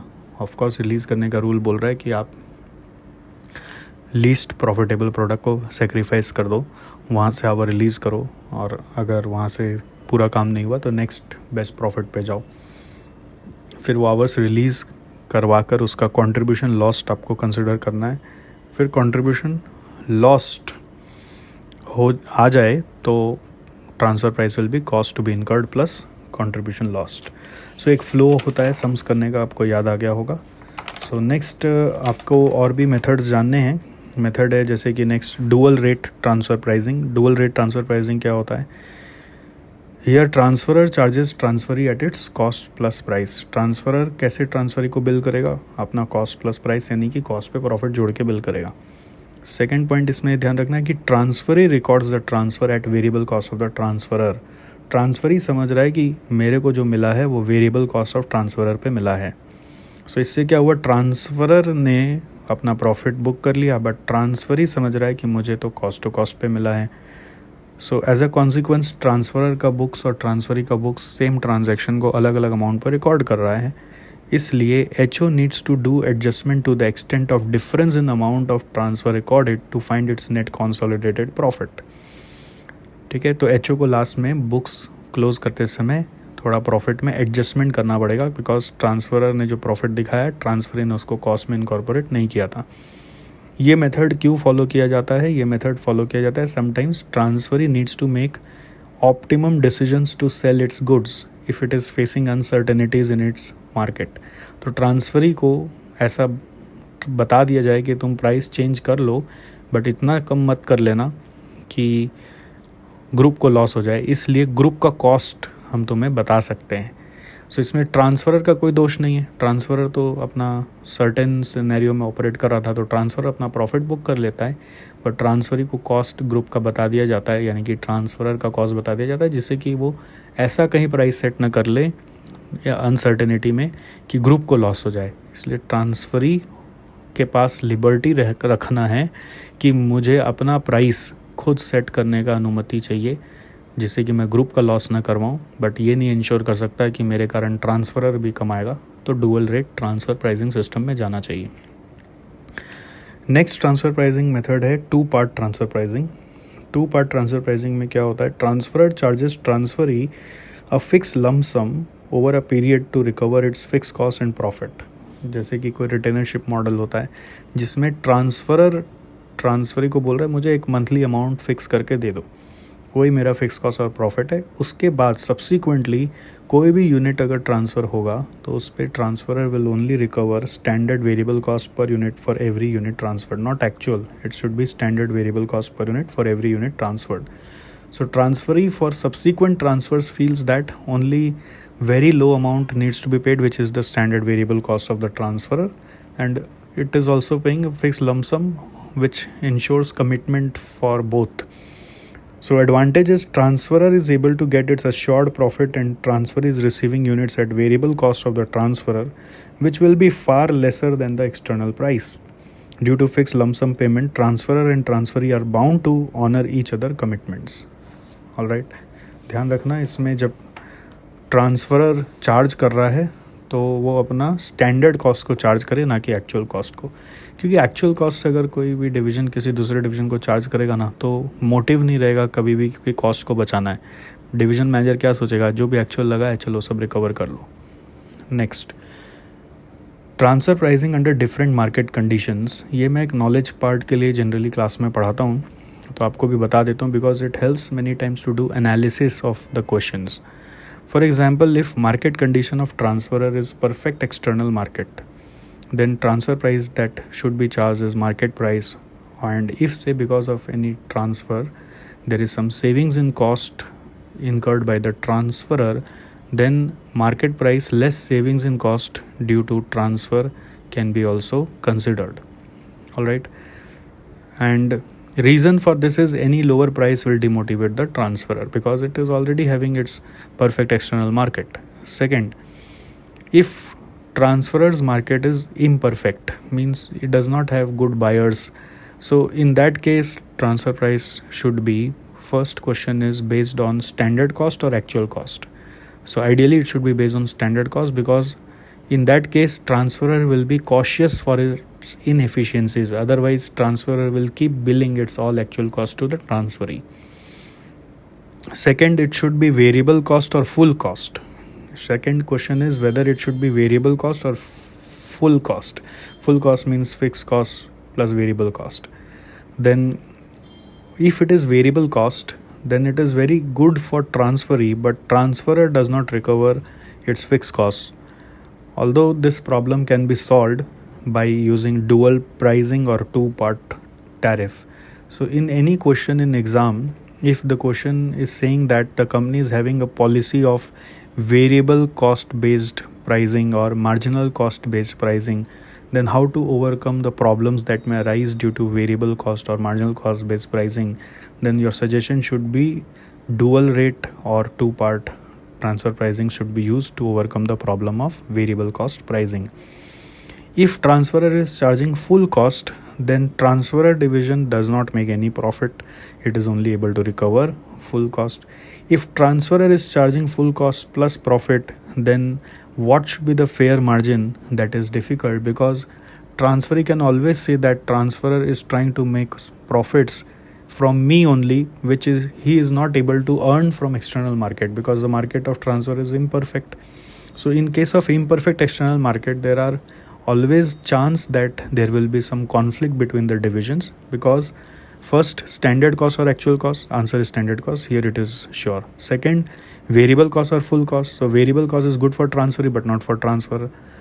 Full cost is again not satisfiable for transferer because it's not recovering profit. Then full cost plus means what should be plus now? What should be the margin? So what should be fair margin? That is also difficult to decide. If it is perfect external market, then we know what is the market price going on. If it's imperfect external market, imperfect market means transferer's product market is not fixed. Transferer's price is not fixed. So nobody knows what is the fair price. So there some kind of negotiation is required, or sometimes head office intervention is also required. In some cases, transferer's external market is not existing at all. There can be a scenario that there is no external market for the transferer. In that case, if you transfer only at variable cost, then transferer will never have any motivation because it is not earning any profit, and then there is no market price. So what should be the fair price of transfer then? We say it should be greater than variable cost of the transferer but less than the net marginal revenue of the transferee, so that there can be a win-win situation. Sometimes transferers selling price is changing based on demand, that is market is price sensitive, so the different selling prices will give different kind of demand. In that case, transferer should first find out the best price for itself, which will be determined by using calculus or by equating MR is equal to MC. By equating MR and MC, transferer will first find its best price where it will be able to earn the maximum profit, and that price only transferer will like to charge to transferee. Okay, if transferer is facing capacity constraints, then transfer price will be cost to be incurred plus contribution loss from least profitable products. If market condition of transferee is uncertain, then it does not affect the transferer's market. Transferee's market is uncertain, so how can this affect the transferer's market? So transfer price charged by the transfer is not affected due to such scenario, because contribution lost by transferer is certain. Because contribution lost by transferer is certain, so transferer will always like to recover all its profit. This I also say like this so many times in class कि जैसे मैं आपको जब पढ़ा रहा हूँ तो मैं आपका समझिए ट्रांसफ़रर हूँ, आप मेरे लिए ट्रांसफ़री हो, सो मैं आपको हेल्प कर रहा हूँ, मान लेते हैं गोल कॉन्ग्रुएंसी हम दोनों का एक ही है. सो अगर मैं पढ़ा रहा हूँ तो मेरे खर्चे लग रहे हैं, मेरा अपॉर्चुनिटी कॉस्ट तो है ही, ओके, बट आप पढ़ रहे हैं, बट ये श्योरिटी नहीं कि आप पढ़ के पास होंगे कि नहीं होंगे. सो आपकी अगर श्योरिटी नहीं है तो मुझे मेरा फ़ीस मिलना चाहिए कि नहीं मिलना चाहिए. सो this is the condition. Of course मिलना चाहिए, बिकॉज मेरे यहाँ का खर्चा सर्टेन है, मेरे यहाँ का अपॉर्चुनिटी कॉस्ट सर्टेन है. तो ट्रांसफरी की अनसर्टेनिटी है, तो ट्रांसफरर का कोई भी उससे इफेक्ट नहीं आता. नेक्स्ट है ट्रांसफ़र प्राइसिंग यूजिंग कैलकुलस. सो कैलकुलस का मैंने आपको बता दिया वैसे कि ये तब यूज़ करते हैं जब डिमांड हमारे ट्रांसफरर का प्राइस सेंसिटिव है, यानी कि with different prices different demand आ रहा है, तब हम लोग ये मेथड में जाते हैं. और इसमें division optimizes by charging a price that will yield maximum profits to it. तो कौन सा प्राइस हम लोग अपने लिए अडॉप्ट करेंगे, वो डिवीजन पहले अपने लिए वर्कआउट करता है. Third, be careful whether it is required to maximize the group profit और the divisional profit. Accordingly the variable cost और marginal cost will be taken in the calculation.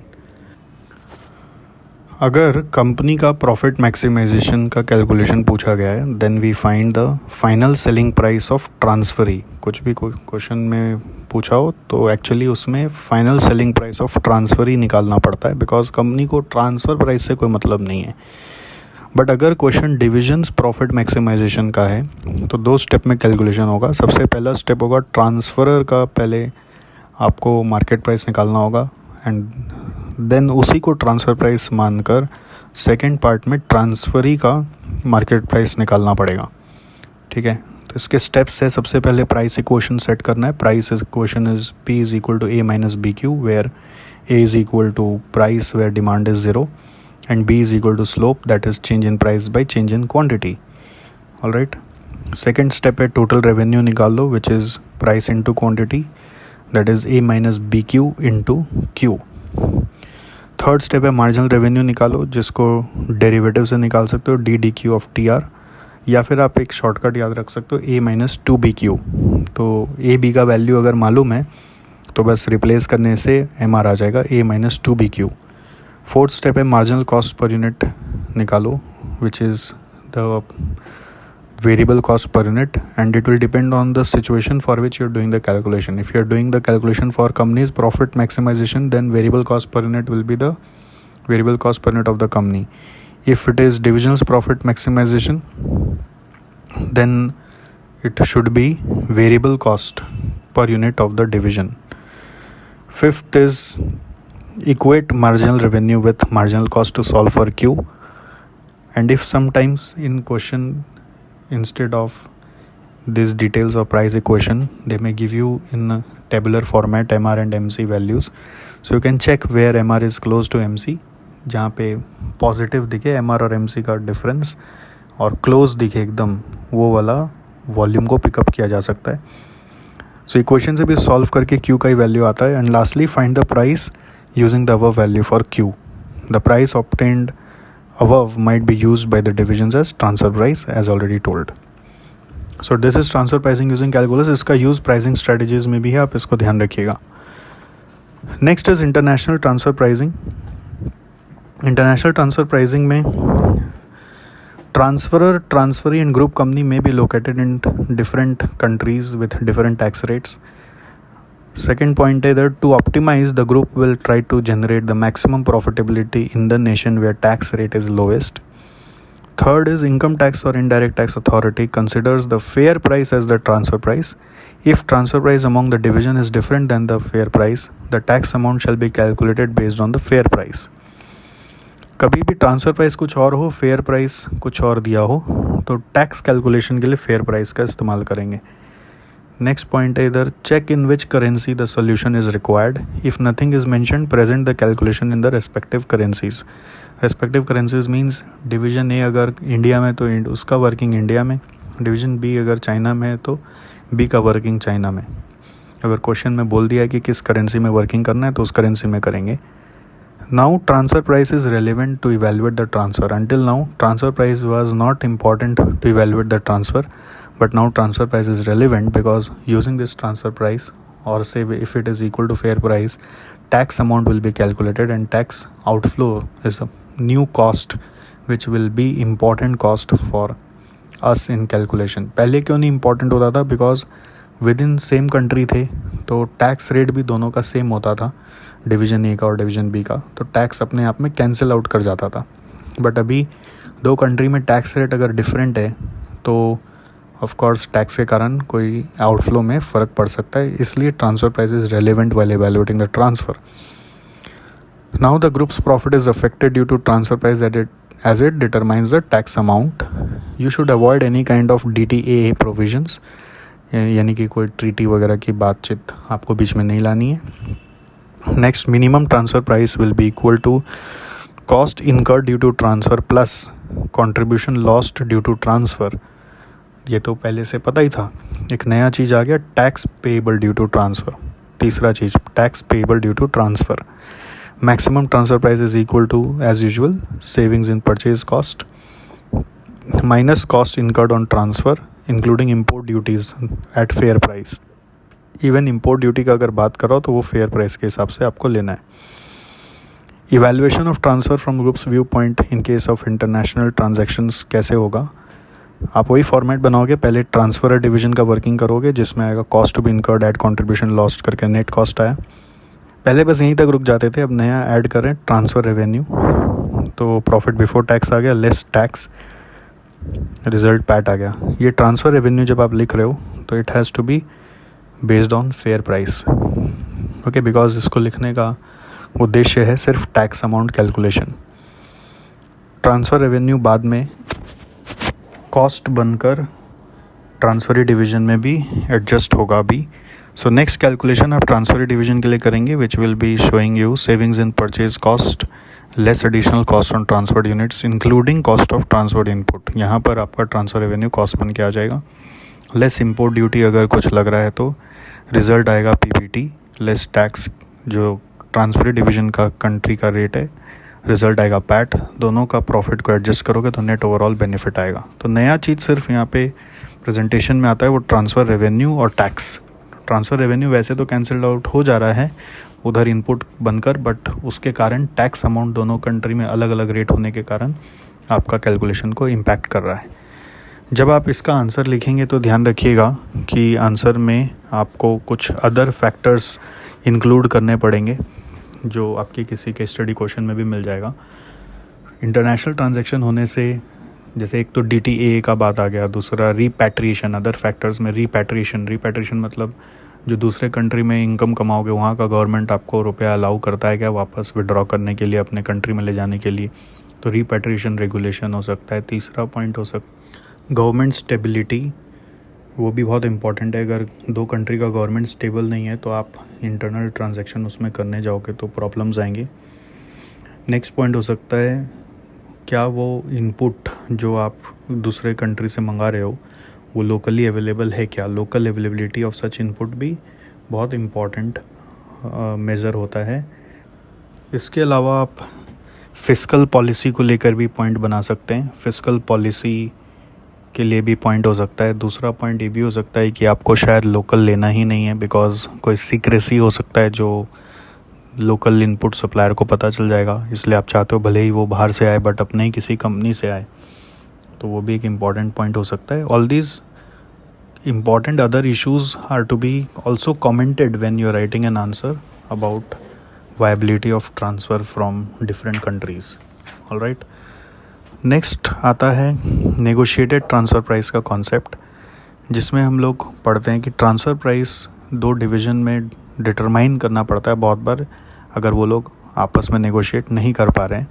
तो नेगोशिएशन करने के तरीके हैं dual tariff based pricing, two part transfer pricing, shared profit method, या फिर कोई setting a range of bargain between minimum price and maximum price. Sometimes HO will always intervene to resolve the conflict between the divisions. HO will always try to prefer those division that has more independent income, like by selling in external market. तो HO पहले उसका profit को lockup करके हो सकता है बचा हुआ प्रॉफिट जो कमज़ोर डिवीज़न है उसको एलोकेट कर दे. सो HO भी इंटरवेन करता है नेगोशिएशन कराने में, बट अदरवाइज़ नेगोशिएशन का ज़रूरत जनरली तब पड़ता है जब ट्रांसफ़रर का मार्केट बहुत ज़्यादा इम्परफेक्ट है. तो ट्रांसफ़र खुद नहीं जानता मैं क्या प्राइस चार्ज करूं, और ट्रांसफ़री भी अनसर्टेनिटी से जूझ रहा है, तो नेगोशिएशन करवाने के लिए HO भी इंटरवेन करता है. एक बहुत पॉपुलर क्वेश्चन है बेस्ट स्ट्रैटेजी चूज़ करने का क्वेश्चन है ना. ट्रांसफ़र प्राइसिंग में आप लोगों ने देखा है, उसका सम्स रिसेंट एग्ज़ाम में भी आया हुआ है. सो बेस्ट स्ट्रैटेजी कैसे बनाते हैं, how to make best strategy for the divisions. तो मैं कोशिश कर रहा हूँ कि आपको कुछ स्टेप्स बता दूँ, आप शायद फिर उसके सम्स से इसको लिंक अप करके पढ़ सकेंगे. सो स्टेप नंबर 1, सबसे पहले आप चेक करो मैक्सिमम ट्रांसफ़र प्राइस क्या हो सकता है जो ट्रांसफ़री डिवीज़न विलिंग होगा पे करने के लिए. स्टेप नंबर 2 में कंट्रीब्यूशन पर यूनिट ऑफ ट्रांसफरर डिवीज़न आप निकाल लो from both external and internal customers. Step number 3 में आप कंट्रीब्यूशन पर यूनिट ऑफ ट्रांसफरी डिवीज़न निकाल लो इफ़ बॉट फ्रॉम आउटसाइड और taken from transferor using maximum transfer price. Step number 4 में आप एलोकेट करो कैपेसिटी को in first transferee division to earn maximum profits for them. If there is any additional fixed cost for additional capacity to be used in transferee division for meeting its external demand, then आप evaluate करो whether there is additional profitability due to such additional capacity or not. अगर additional profit आ रहा है तो transferee की capacity बढ़ा दो. और then step 5 allocate करो capacity in the transferer division for its best profitability by also selling to external market and also to transferees. So individually आप सबका जिसमें प्रॉफिट ज़्यादा है वही काम करके दो. इसी में पूछ लेता है कभी डिवीज़न के बाद आप ग्रुप का बेस्ट प्रॉफिट बताओ. तो for group's best strategy we just check whether the transferor division is transferring its full requirements to transferee और नॉट. ट्रांसफरी का जितना रिक्वायरमेंट है वो ट्रांसफ़र हो रहा है कि नहीं वो ज़्यादा चेक करना ज़रूरी है. If not then evaluate whether transfer is profitable or not and then accordingly you conclude. मतलब ग्रुप को ट्रांसफ़र प्राइस से मतलब नहीं है, ग्रुप को मतलब है वेदर ट्रांसफ़र हो रहा है कि नहीं हो रहा है. कहीं ऐसा तो नहीं है ना कि ट्रांसफ़रर एक्सटर्नल मार्केट में ज़्यादा प्रेफर कर रहा है सेल करना. तो क्या ट्रांसफरीज़ का एक्सटर्नल रिक्वायरमेंट जो भी है उसको फुलफ़िल कर रहा है कि नहीं कर रहा है. Group is only bothered about that. देखिए छोटा सा इस क्लिप में पूरा शायद 100% रिकॉल ना हो, बट अगर ऐसा सम किया हुआ है इसका जो DJB बुक में है या फिर जो इंस्टीट्यूट मैट में, तो आपको ज़रूर रिकॉल होगा. अगर इसका सम नहीं किया हुआ है तो आपको इससे कुछ फ़ायदा नहीं होगा, बट अगर किया हुआ है तो आपको इस बात को सुन के, स्टेप्स को सुन के ज़रूर फ़ायदा होगा. मैंने 5 स्टेप बताया है कि पहले आप मैक्सिमम ट्रांसफ़र प्राइस निकाल लें. सेकेंड स्टेप ट्रांसफ़र का कॉन्ट्रीब्यूशन पर यूनिट निकाल लें इंटरनल एक्सटर्नल दोनों में. स्टेप नंबर 3 आप कंट्रीब्यूशन पर यूनिट ट्रांसफरी का निकाल लें इफ़ बॉट फ्रॉम आउटसाइड और taken from transferor. Step number 4 transferee को अपना बेस्ट कैपेसिटी यूज़ करने के लिए एडवाइज़ करें, और उसके लिए अगर उसका एडिशनल फिक्स कॉस्ट लग रहा है तो उसकी वायबिलिटी देखकर, एडिशनल प्रॉफिट आ रहा है कि नहीं उसको देखकर आप डिसाइड करें कि ट्रांसफरी का कैपेसिटी क्या होना चाहिए और ट्रांसफरी का मैक्सिमम प्रॉफिट किस कैपेसिटी पे आएगा वो डिसाइड करें. फिर ट्रांसफरी का रिक्वायरमेंट पता चल जाएगा, तो लास्ट में ट्रांसफ़रर का बेस्ट कैपेसिटी निकलेगा कि वो बाहर में बेचेगा कि कितना ट्रांसफ़र करेगा। एंड ट्रांसफ़रर के यहाँ पे जो बेस्ट प्रॉफिटेबिलिटी दिख रहा है कंट्रीब्यूशन पर यूनिट के हिसाब से, उसके हिसाब से उसको भी कैपेसिटी एलोकेट करके दे दीजिए और उसका भी वायबिलिटी चेक कर लीजिए कि उसको कैपेसिटी बढ़ाने से एक्स्ट्रा इनकम हो रहा है कि नहीं हो रहा है। Lastly, for group's best strategy we just check whether transferor division is transferring full requirement to transferee और नॉट। कहीं ऐसा तो नहीं है ना ट्रांसफरर डिवीजन बाहर में बेचने के चक्कर में ट्रांसफरी को हेल्प नहीं कर रहा है। ग्रुप को सिर्फ इसी चीज़ का चिंता है, ट्रांसफ़र प्राइस का चिंता नहीं है। ठीक है। लास्टली एक चीज़ और बस बता दूं कि पोर्टर्स 5 फोर्सेस मॉडल का भी एक क्वेश्चन ट्रांसफ़र प्राइसिंग से जुड़ा हुआ है कि क्या पोर्टर्स 5 फोर्सेस में जो बार्गेनिंग पावर ऑफ बायर और सप्लायर है वो आपका इंटरनल ट्रांसफ़र के लिए भी लागू हो सकता है क्या। ये बहुत इंटरेस्टिंग क्वेश्चन बनता है। ऐसे पोर्टर का जो 5 फोर्सेस है वो एक्सटर्नल कंपटीशन को एनालाइज करने के लिए बनाया गया है। Correct. So when in a group company जब आपके डिविजन्स इंडिपेंडेंट होते हैं तो वो सब बाहर में बिजनेस कर रहे होते हैं, तो बाहर के लिए आप bargaining power of buyer supplier देखो तो अच्छा लगता है, but internally within group अगर कोई डिवीज़न कस्टमर बना हुआ है और सप्लायर बना हुआ है तो उसमें कंपटीशन करने से ग्रुप को नुकसान होता है। तो उसमें बार्गेनिंग पावर ऑफ बायर और सप्लायर का कोई उतना महत्व नहीं दिया जाना चाहिए, उसको एनालाइज ही नहीं करना चाहिए, बिकॉज यहाँ पर ग्रुप का बेस्ट इंटरेस्ट पे डिविजन्स को चलना है, ना कि अपना फ़ायदा के लिए। सो इसमें हम लोग यही कंक्लूड करते हैं कि any competition between the division is worthless. Okay, इसलिए बार्गेनिंग पावर ऑफ बायर और सप्लायर का कोई भी महत्व यहाँ पर नहीं है। ऐसे आपको आंसर को कंक्लूड करना है कि जो पोर्टर के फोर्सेस हैं वो बाहर के कंपटीशन को एनालाइज करते हैं और हम लोग बाहर से सुपीरियर होना चाहते हैं, बट अंदर में सुपीरियर होके करेंगे क्या। ठीक है, तो इसी बात को ध्यान में रखते हुए उसका आंसर लिखना पड़ता है। इसका आंसर में आप ऐसे भी बोल सकते हैं कि डिविजन्स आप इंडिपेंडेंट होंगे तो कॉम्पीट तो ज़रूर करेंगे और वो इवैल्यूएट करने लगेंगे बार्गेनिंग पावर ऑफ बायर और सप्लायर। ये तो ज़रूर है, ये ऐसा होता है बिकॉज इंडिपेंडेंट डिविजन्स होंगे तो they will try to maximize their own profit. इसलिए ग्रुप को इंटरवेन करना चाहिए, उनके लिए फेयर ट्रांसफ़र प्राइस सेट करना चाहिए सो दैट इस तरह का कंपटीशन इंटरनली बंद हो जाए, बिकॉज ग्रुप के लिए अल्टीमेटली ट्रांसफ़र प्राइस का कोई महत्व है ही नहीं, वो आपस में कैंसिल आउट कर जाता है। और anyway while fixing the fair transfer price, group का जैसे मैंने अभी आपको बोला ना, नेगोशिएशन कराते वक्त हमेशा ध्यान रहता है कि वो उस डिवीज़न को ज़्यादा प्रेफरेंस देता है जो ज़्यादा इंडिपेंडेंट इनकम जनरेट कर पाता है, यानी जिसका बार्गेनिंग पावर ज़्यादा है उसका प्रेफरेंस हमेशा ज़्यादा रहेगा, उसके प्रति झुकाव ज़्यादा रहेगा ग्रुप का। तो ग्रुप उसके हिसाब से पहला ट्रांसफ़र प्राइस सेट करा सकता है और उसी को फेयर माना जा सकता है। सो ऑफ कोर्स इसमें ग्रुप इंटरवेंशन से ही ये कंपटीशन ख़त्म होगा और ग्रुप भी ट्रांसफ़र प्राइस नेगोशिएट करते समय बार्गेनिंग पावर का ध्यान रखकर ट्रांसफ़र प्राइस सेट करेगा। इसका आंसर आप पढ़ लेंगे अपने इंस्टीट्यूट मैट में तो आपको ज़्यादा कंफर्टेबल हो जाएगा।